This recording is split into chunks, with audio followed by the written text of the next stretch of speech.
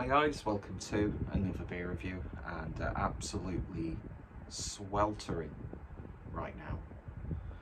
But yeah, I thought I'd shoot a beer review. Not really got much left in the fridge, so there's just bits and bats. So definitely need to do myself another beer order once payday arrives, which should be in about a week. But anyway, today we're going over to Northern Monk and we're having a look at part of their patrons project. This is 32.04 as part of the Culinary Concept 2.0, and this is brewed in collaboration with Honest Burgers. Let's see, Off Day Beer Co. And this is a lemongrass and lime Kolsch at 5% ABV, 440ml bottle, with Motica or Motueka, I'm not sure that's properly pronounced, laurel, lemongrass and lime zest. And yeah, I do like Honest Burgers, especially for sort of like a bit more of a burger chain as opposed to like an independent. But then again, I suppose they are, really, aren't they? Because I think each store or each Honest Burgers you go to really focuses on local, so the options for beer are from like a local brewery, and I think they do like a local rotational burger with local, how many times can I say local, with local like producers and that sort of thing, which is always good to see. So that's what the inside looks like, and I will read it. And there we've got a rather wonderful looking burger indeed, very nice. So, have you eaten? Have you eaten is the elevator music of Singaporean life.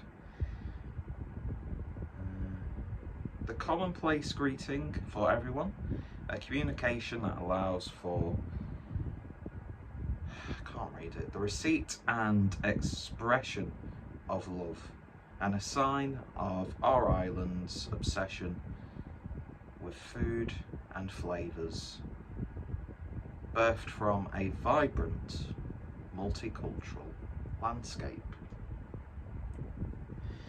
So it's great to team up. I'll show you that so you're not just looking at me reading off camera. It's great to team up with Daryl and the team at Off Day to put together a beer to pair with Honest Burgers, a Singapore-inspired fried chicken burger. We wanted a beer that would refresh in Singapore's tropical climate, but also one that would stand up to the post-feast sluggishness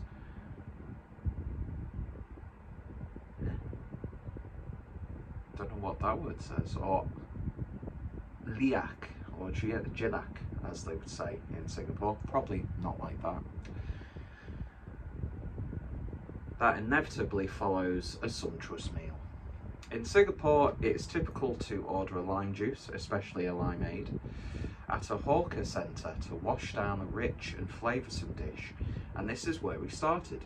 There are also a few things more refreshing than a cold, crisp lager-style Kolsch, but perhaps a twist of lime just to push that refreshment to another level. We added lime zest to the whirlpool, and with the distinct lime juice and elderflower aromatic profile of New Zealand hops, complemented by the floral citrus character of the US laurel variety. Another ingredient representative of Singaporean and Southeast Asian cuisine is lemongrass, and with all its sweet, earthy lemoniness. Great for brightening curries and saucy dishes, sans the bitterness of actual lemons. I like the fact that they've used the word sans. We added plenty to the whirlpool to create a multi-dimensional citrus profile that further connects the burger and beef. Kolsch brings a touch more flavour than other classic lager strains, and this extra depth, boosted by the bready, lightly nutty notes of Munich malt, helps the beer stand up to a rich burger flavours without losing cleansing character. A generous dry hop of further Motueka ensures the lime aromas keep drawing you back for one more sip. And that was a rather long-winded description of the beer, but again, that burger looks absolutely fantastic. I'm a big fan of Northern Monk, as most you know. I'm a big fan of the Patrons Project, as most you know, and I'm a big fan of especially the culinary concept side of things, because I like that idea of fusing those two worlds. Because, you know, you go to a restaurant, you've got beer options. You go to a lot of tap rooms now, they've got food options. So I love it when these two worlds really come together and create some rather interesting beers. And the thing is, a lot of these beers will go under the radar, especially with the fact that North Monk have got so many rotational sort of series that they do anyway. But yeah, so we'll see what this is like.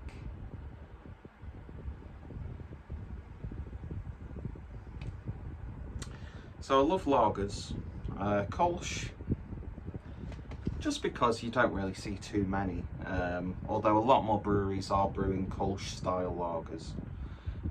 Probably like lower on my list of favourite types of lager, but with a day like this, I think this is going to go down an absolute treat. So beer in the glass then, and it's exactly like you'd expect it to look. Golden, very sort of pale amber hue to it.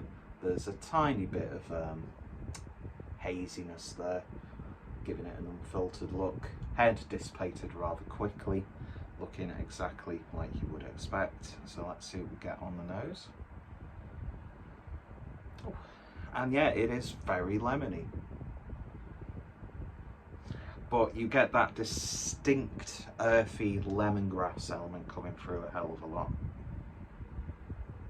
It does have that. Again, it always feels like being very stereotypical, even though I'm not when I say these terms, but it's got a very Asian supermarket sort of aroma to it, which I love visiting those sorts of places. I'm trying to be a little bit more adventurous with what I eat and what I cook, and you know, that's the great thing about the society that we have, is so many cultures coming together and providing not only for the specific sort of like cultures within cultures, you know, like supermarket tailored to like the immigrant population of a certain part of whatever city or town, but it's just a shop, isn't it, really? Do you know what I mean?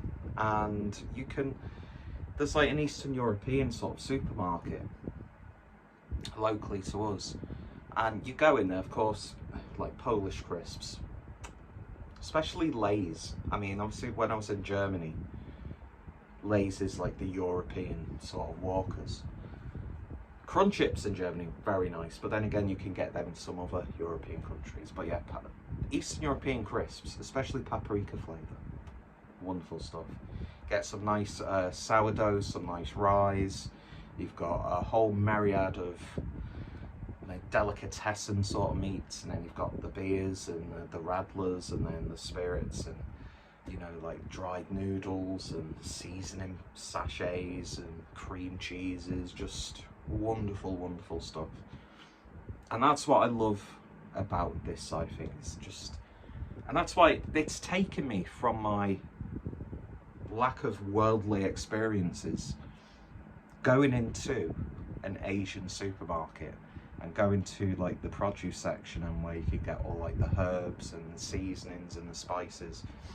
And this is what that beer's really taken me back to.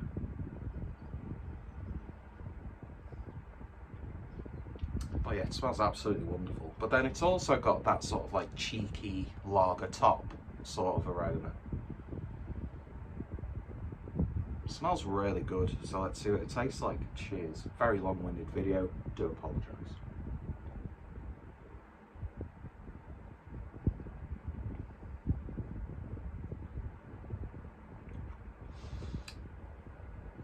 Very interesting. It's not going to be a soft, sort of sweet, citrusy experience. That's one thing I'm going to say straight away. It does have that sharpness that you get from the line. In fact, for some reason it's making my back tingle a little bit. It's got quite a kick. It's not overly potent or too sharp, but it's not a gentle first sip by any stretch.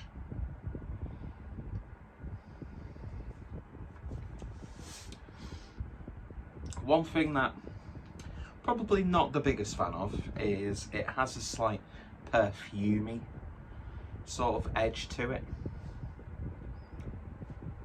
which I would imagine comes mainly from the lemongrass as opposed to just like the lime zest. Lovely bitterness from the hops on the back end, although as I tend to find with New Zealand style hops, quite dry on the back end as well. I'm not really getting like a refreshing sensation from this beer, but at the same time, going with spicy fried chicken, I think that would complement it perfectly. So obviously I can't say that because I don't have the burger to pair it with, but from the back catalogue in my head of being a fat bastard and my Anthony Bourdain like culinary experiences throughout the UK, a handful of places, trust me. I love overly bigging myself up like that. Yeah, it works. I could imagine this really working well with nice Asian spicy fried chicken.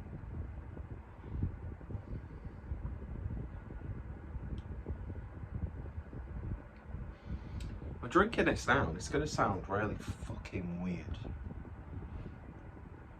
but I actually think, and I don't know why I'm thinking this, it's just popped into my head, that's missing, and I think it would work really well. It's missing like a pickled gherkin sort of character. You know, like the brine you get in the jar of pickles. Don't know why I think that would work, but that's just what it's really telling to me now. It's like saying to me. It's intriguing. It really is. Don't think I'd rush out to get another can of it straight away, to be honest. But do you know what? For an interesting experience, and it's that first sip is a little bit of a shock. That's what I will say. And yeah, I'm definitely getting a drying taste right now on the back end after you've taken a few sips. I think it's worth having a go, and I really enjoy when breweries like Northern Monk do these experimental styles, which aren't really they're not really mental in terms of their experimental nature.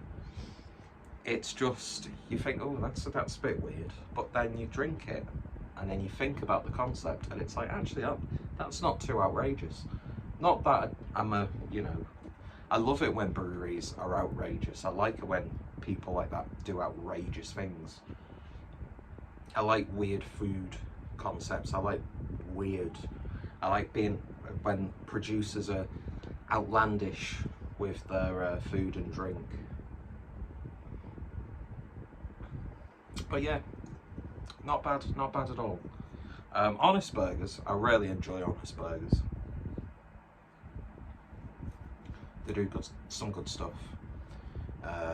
Although I think my favourite ever beef burger, which will take a hell of a lot to be topped, was when I was at London Craft Beer Festival, and Bleacher Burgers were there. Oh my god, it was just like pink gloopy mush in like the container, because it's just like, It was almost like not even like a formed patty. It was ridiculously juicy.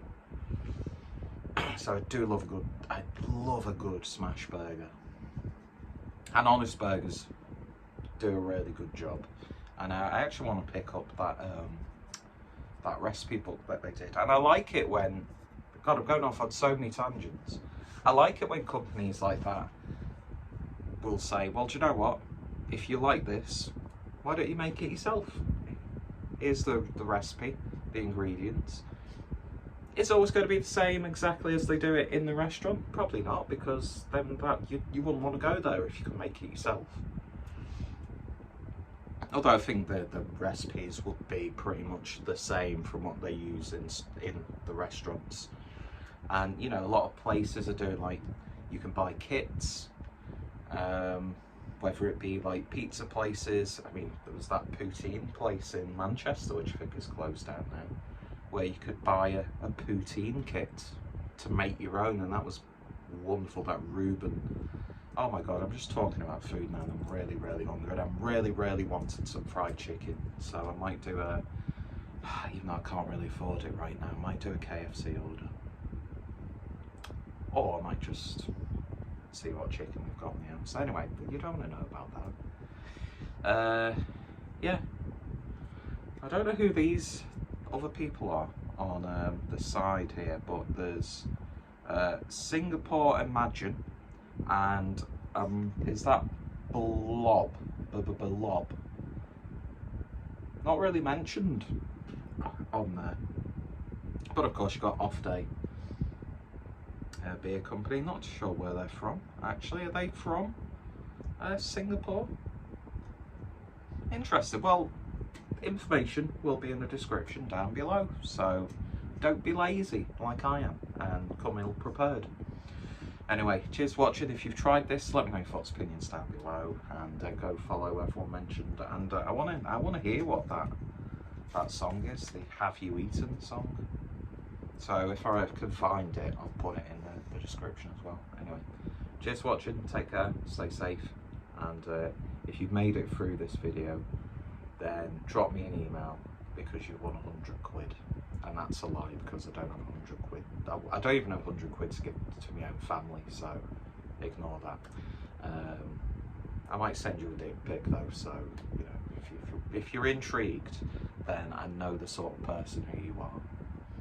I will shame you in public. Anyway, cheers for watching, take care, stay safe, and you can't see it, I've got no pants on, but my legs are soaking right now, and I'm not going to tell you why. It's warm, you perverts.